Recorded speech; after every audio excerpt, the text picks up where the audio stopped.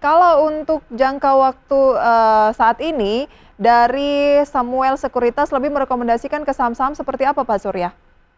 Untuk secara umum ya, Ya, secara secara umum saya umum. lihat sih salah satunya tetap perbankan ya, big banks khususnya ya, karena kinerjanya di luar apa namanya di luar perkiraan juga ya. Di first half itu saya perkirakan bagus, tapi ternyata lebih bagus dari perkiraan gitu.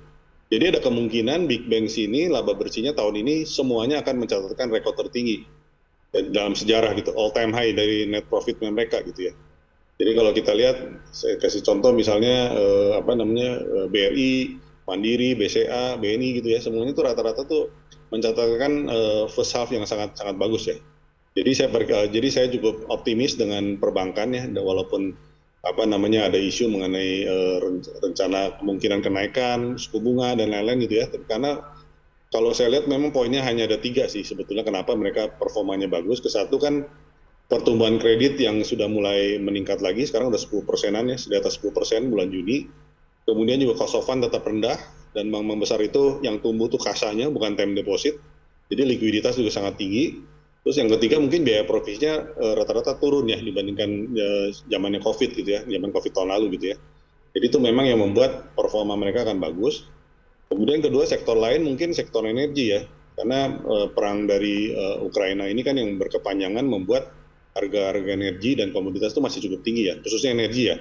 Karena kenapa tinggi-tinggi? Karena Rusia itu sebagai pemasok gas di Eropa khususnya, mereka itu kan mengurangi ekspornya, dan mereka memang diberikan sanksi juga yang membuat sebetulnya negara-negara itu menjadi kesulitan.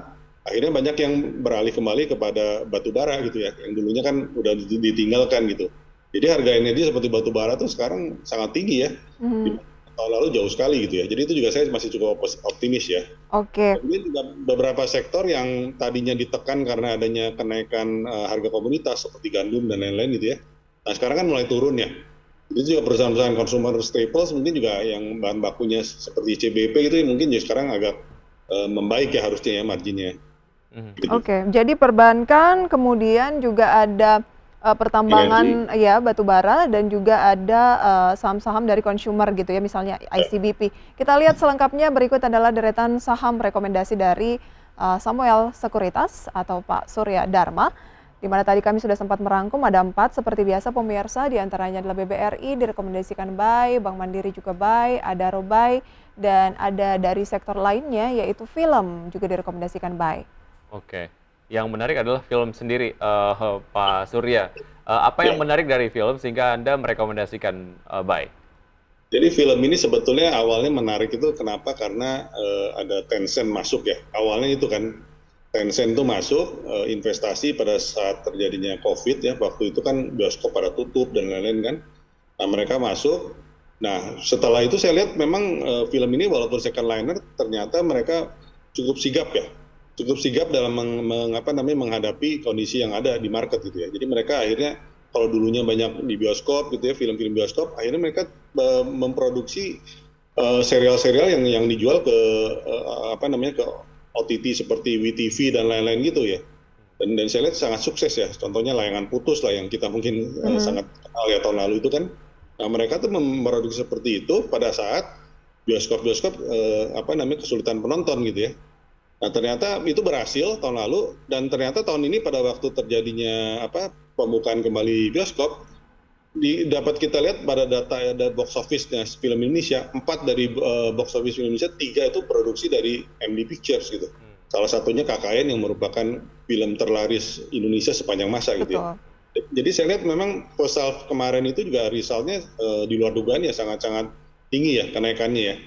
Jadi saya pikir ini cukup menarik ya ke depannya, karena mereka strateginya cukup tepat juga ya di saat-saat yang orang-orang kesulitan mungkin ya. Tapi strateginya bagaimana Pak Surya? Kan di closingnya 27.30 nih, dalam sejak hari Senin menguat, tapi kemarin mungkin karena penguatan sudah 3 hari, bahkan 6 hari berturut-turut, membuat mungkin tanggal 4 atau Kamis kemarin ini ada koreksi sedikit di 0,36%. Strategi untuk investasinya seperti apa nih? Ya secara teknikal sih mungkin ada konsolidasi dulu ya.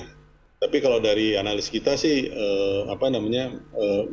menaikkan target price-nya malah ya setelah kinerjanya ya. Mungkin di atas 3.000, sekitar 3.300 ya targetnya sekarang ya. Tadinya kan hanya sekitar 2.000-an ya. karena kinerjanya yang memang di luar dugaan, di atas ekspektasi kita juga, kita menaikkan target price-nya sih untuk saat ini ya.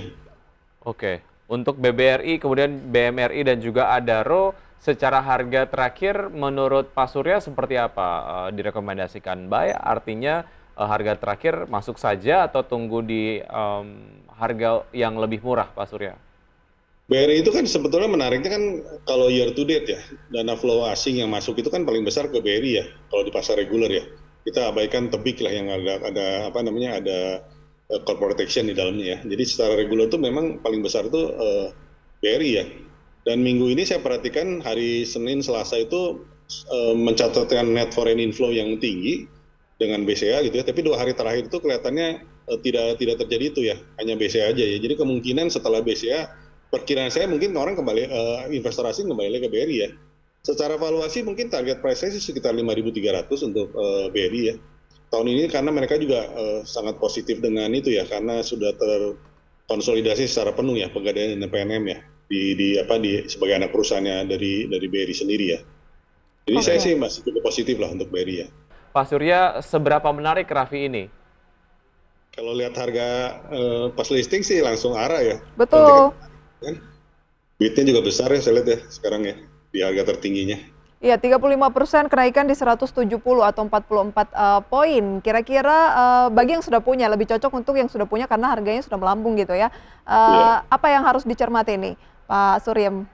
Ya, ke satu mungkin bisnisnya Bab Raffi ini ya. Ya. Ini kan paling dilihat kan tentunya kan pertumbuhannya ke depannya seperti apa kan. Seberapa besar gitu growth-nya gitu kan. Nah, kalau dari saya sebetulnya IPO-nya ini nggak terlalu besar juga ya. Betul.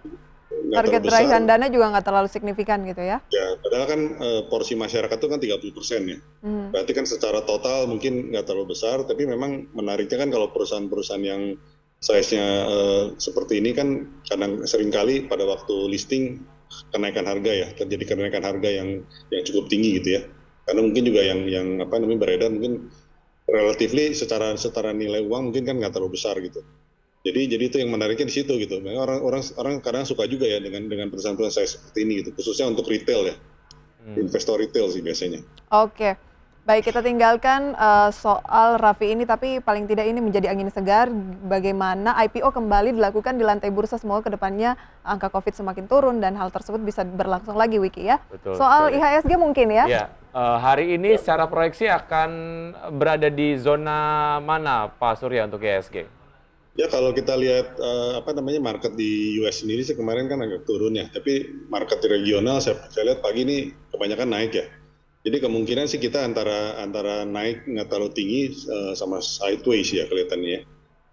Sedangkan kita kan sudah di atas 7.000 lagi ya sekarang, jadi relatif sih sebetulnya udah cukup aman lah. Cuman kenaikan mencapai 73 lagi kapan itu mungkin belum dalam jangka waktu pendek ya. Sementara mungkin kita konsolidasi dulu lah sekitar segini gitu. Udah cukup bagus sih. Baik. Karena hasilnya kan seperti saya bilang kan tadi masuk terus ya selama seminggu terakhir. Berarti ada target ke level berapa lagi untuk IHSG Pak Surya? Akhir tahun sih saya 75-50 sih. 75 optimis ya. Saatnya untuk buy lagi ya. Ya, tapi biasanya kan sekitar bulan September mungkin kan seringkali terjadi penurunan dulu ya. Oke. Nanti baru nanti kemudian naik lagi di akhir tahun itu. Baik Pak Surya, terima kasih untuk sharing informasinya. Sehat dan sukses selalu untuk Anda, masih ada peluang 7.500 akhir tahun ya. Optimis dari Samuel Sekuritas. Selamat pagi Pak Surya. Ya, terima kasih Pak Surya. Oke. Sama-sama, sehat selalu. Baik. Kita update pembukaan perdagangan lebih lengkap pemirsa. Data selengkapnya bisa Anda saksikan di layar televisi Anda.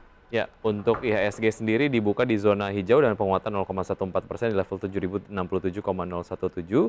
Jakarta Islamic Index juga menguat dan LQ45 juga menguat dengan penguatan masing-masing 0,05% dan 0,16%. Kemudian kita ke gainers, ada Telkom dengan kenaikan 0,22% di 4.560, BBRI naik 0,23% di 4.370, Indi naik 1,52% di 2.670 dan Raffi 35%, baru saja IPO di posisi 170. Ya, saham-saham yang cukup banyak dilepas oleh investor, BBCA, Adaro, ITMG, dan juga Buka melemah 0,32%, 2,51%, 2,03%, dan 1,2%.